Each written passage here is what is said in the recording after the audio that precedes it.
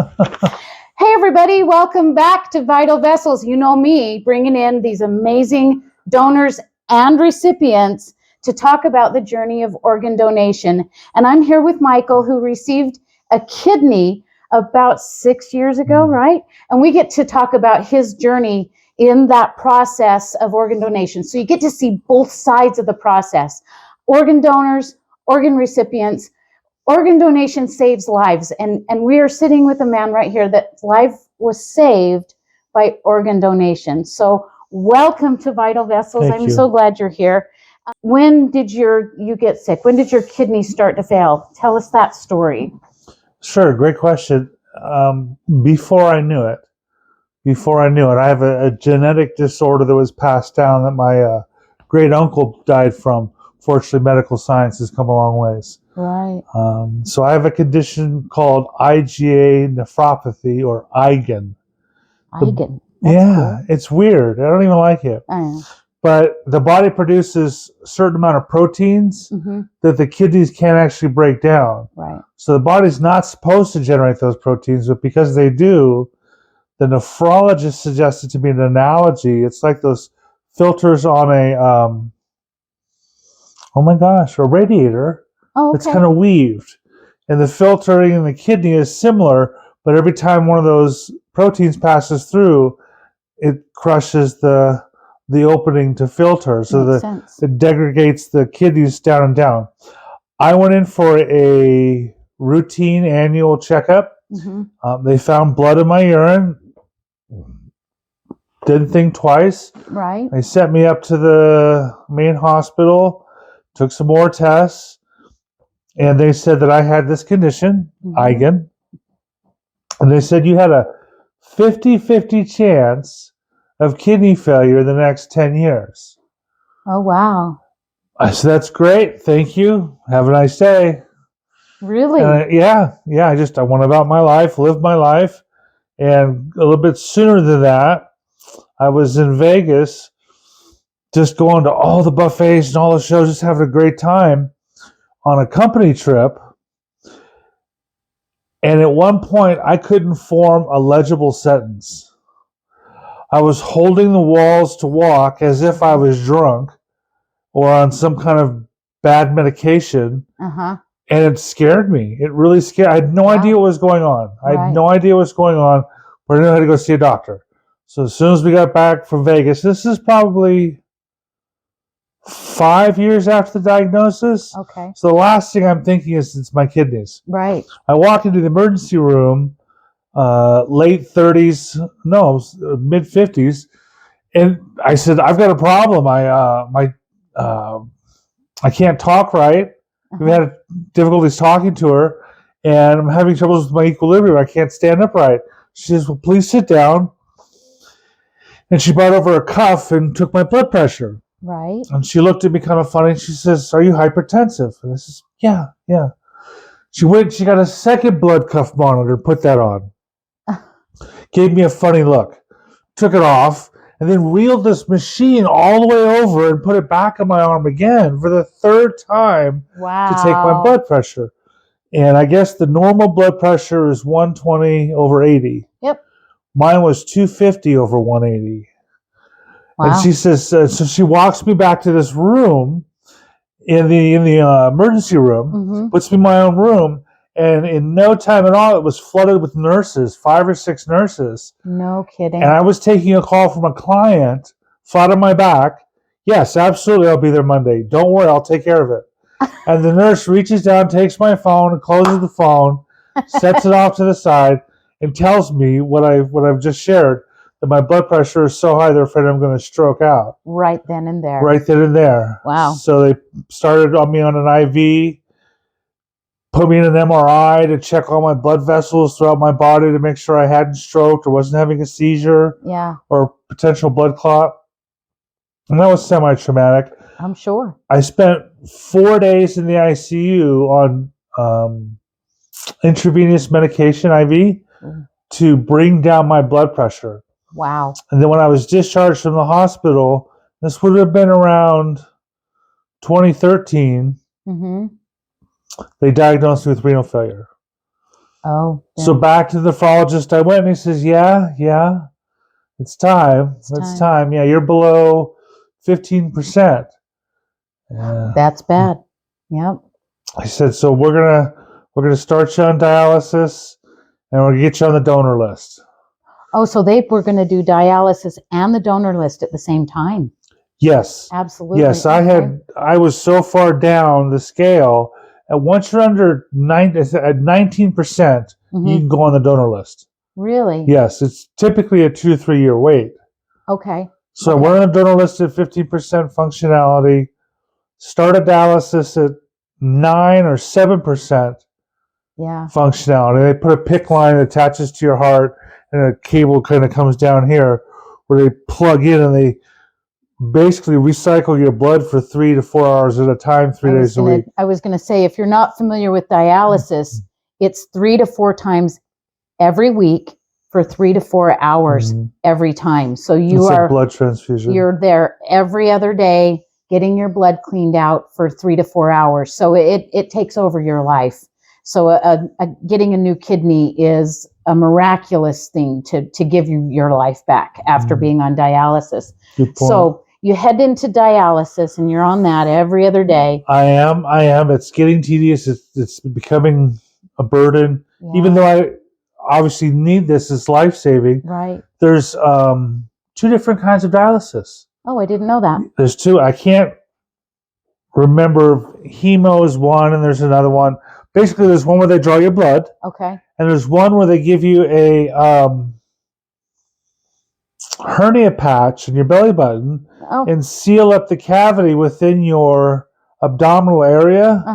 And every night I would hook up to a transplanted tube in my abdomen and run essentially 5 gallons of sugar water through my abdomen while I slept at night. Oh. So it's a machine that would run the fluid into my cavity, drain it, and a line would run to the restroom, and it would drain all by itself. It was just sugar water. But the sugar water would absorb the toxins from the blood and act as the kidney. So I sustained myself on at-home dialysis for about 18 months. Okay, that's what that at-home dialysis. At-home dialysis. Interesting. Yeah, I've heard of it, but I've not heard the success stories. It sounds like you were good at it and it worked. So you were doing the dialysis. You were doing 18 months, you said? About 18 months at home. So I was on dialysis a total of 2 years. Okay. And then you got the call for a kidney? Is that how it works? That's a good question. Okay. You're on the list. You make your way up the list. And at some point, they tell you you're in the top 5. So they warn you when you're in the top 5. They warn you when they're top 5, but the dirty birds, they have a different way of doing it in the end. Once I got to 3, I would get a phone call about every week. Mr. Erdman, you're number 3 on the list. If one of the first 2 doesn't come through, are you ready? Are you ready? Will you be ready? So by that point, I already had bag packed. Yeah. But I started getting that call every week. And every week they wanted to know if I was ready. And I said, well, what number am I on? I said, 3. But the 4th time they called me and asked me if I'd be ready as number 3, I said, no. Do not call me back unless I'm 1 or 2. I can't take this anymore. Because it's an emotional roller coaster. Oh, absolutely. Yeah, I was going to ask, because I thought about this interview. I thought about all the questions that I was going to ask you. And one of them was about having that go bag in the living room. Because, I mean, those kidneys, they don't last long. And so when it's a deceased donor or living donors, a lot more planned. Okay. Mine was a living donation. But the deceased donor is like, you got to be ready to go the second they call. Yeah. Yeah. So I told them quite pointedly not to call me back unless I was 1 or 2. And within 1 hour, they called me back and they said, come on in. Yeah. And that was in 2017, right? That was in 2017. Actually, Easter of 2017. Easter of 2017. I received a transplant. Nice. Yeah. So when you get that call that you're 1 or 2 and you're packing your bag, what's going through your mind? What kind of drugs are they going to give me? Are they good? I already talked to them. I've been in recovery. And so in recovery, any narcotic can be a trigger to use other things. And so for me personally, I had talked to a sponsor, someone who had been in recovery for a long time, and he actually had an abdominal surgery himself, and was able to share with me. He says, doctor knows what they're doing. You follow the doctor's instructions. Okay. And I said, well, what if there's a drip morphine? He says, you follow the doctor's instructions. Yeah. And you'll be fine. So my biggest fear was becoming addicted to a drug after surgery. Right. I wasn't even thinking they're going to cut me open. None of the surgery part. Yeah, none of that. They're going to give me a whole new organ. Yeah. I'm not going to be tied to dialysis anymore. None of that was going through my head. It was interesting. Yeah. I was going to say congratulations on your recovery.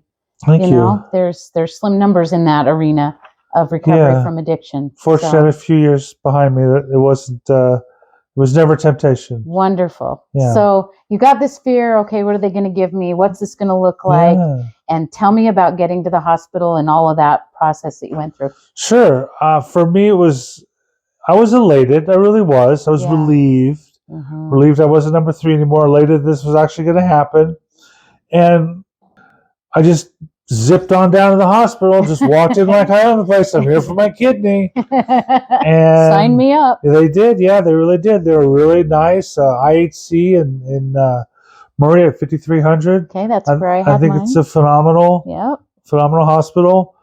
I was brought in at maybe 8 at night, and the surgery was the following morning at 6 a.m. Okay. So I just had to sleep there one night, and they came in early and wheeled me to the surgery. And I remember distinctly the anesthesiologist looking at me and saying, any questions? I said, yeah, this is non-addictive, right? And he says, you'll be fine.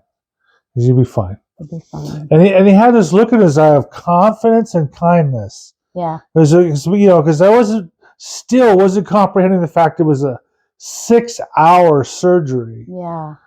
Even though the other kidney had already been removed and placed on ice. Right. So that's that last person you see when you're going in for either receiving a donor or an organ, or you're giving an organ. The last face you see is that anesthesiologist.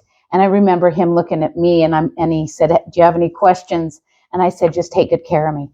Oh, it's terrifying, And you are going under the knife, and you had fears of addiction, but you also have that, this is going to open me up. It's going to change my whole life. I hope I get through all the normal myriad of feelings. A lot of those came after the fact. Did they? So they did. So you have the surgery. Yes. And in the morning, so you're in the afternoon, you come to. Was there anything special about when you came out of the surgery? I felt amazing. Did you? Well, kidney functionality went from 7% to 75% in 6 hours. In 6 hours, and so getting me out of the bed and walking around was a non-issue. Really? They were pleased with my rate of recovery. I was ecstatic. I was, I felt 20 years younger. Oh, that is so really awesome. Yeah, that was the next morning was great. Yeah. And let's be candid, it was a major surgery, and I was under the influence of a narcotic. Hey. So, I think the two combined, really, I felt great. Yeah. I felt great because I had a new kidney. This is the amazing thing about organ transplants, is that it can take someone who's failing and lethargic and not feeling well, and in that small surgery, you feel the whole world turn around and you feel good. That's the amazing. And they told me this was going to happen, that I wasn't going to feel better because I went in 100%. But my recipient was going to immediately start feeling better from having a functioning organ. And that was the part that drove me. That was the part that felt so good, is I knew how good my recipient was going to feel. That's awesome. So when did you learn that you knew beforehand that it was a deceased donor? They were able to share with me that it was a young man on a motorcycle that died. Oh, okay. Yeah. I was wondering about that part of the process. That's the extent that they could share. Really? Yeah. I really wasn't inquisitive because it was kind of a awkward thing for me to wrap my head around the fact that somebody had to die for me to live. Right. And they came to me, I don't know if you've heard this before, you may or may not have, or your recipient may or may not have. they wanted me to write a letter to the donor's family. Really? Yeah, about how I felt about the transplant, and I wept. I could not conceive their grief, and I couldn't see even one letter contributing to their health. I really still kind of struggle with that. Would they have received that well? Would that have made it worse for them? I don't know. Right. But I was selfish and emotional, and so I opted out of that. I really wanted to talk about that part. Please. Because as a living donor, I've also been involved with the events with Donor Connect, and that has a lot to do with deceased donors. And I have talked to so many family members that lost someone who they said, yes, give the gift of life. And they're very honored and blessed that they had to lose a family member tragically, which is horrible, but there was some silver lining in the midst of all that. In fact, one of my dearest friends' daughter died in an accident, and her organs went to all these people. And we talk about it and we cry. We get really emotional because her daughter's living on.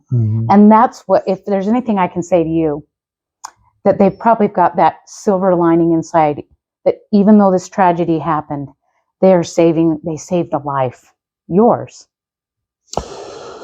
Yeah. To bring you some peace. Because I wondered about that emotional part of organ donation. And you said you were on the list for 4 years. Technically 3. Technically 3. And then you have the surgery in 2017. Yes. And you start recovering. How long were you in the hospital? Too long. 6 days. 6 days. I was in there 6 days too. 6 days. Yeah. 6 days. Did it go as planned? Was there complications? There were unfortunate complications. Well, actually, I should backpedal. With regard to the actual surgery, went exceptionally well. There was minimal scarring. You know, we both got the lines now, but still, it's relatively minimal. Some of the aftercare was a challenge. What I want to do with this platform, okay, is I want to share with the people watching the process of organ transplantation, organ donor, living donor, that if you need any education, you want to learn about what it's like on all ends of the spectrum, you come to this YouTube channel called Vital Vessels, and you can watch a video and see what it's all about. Fun.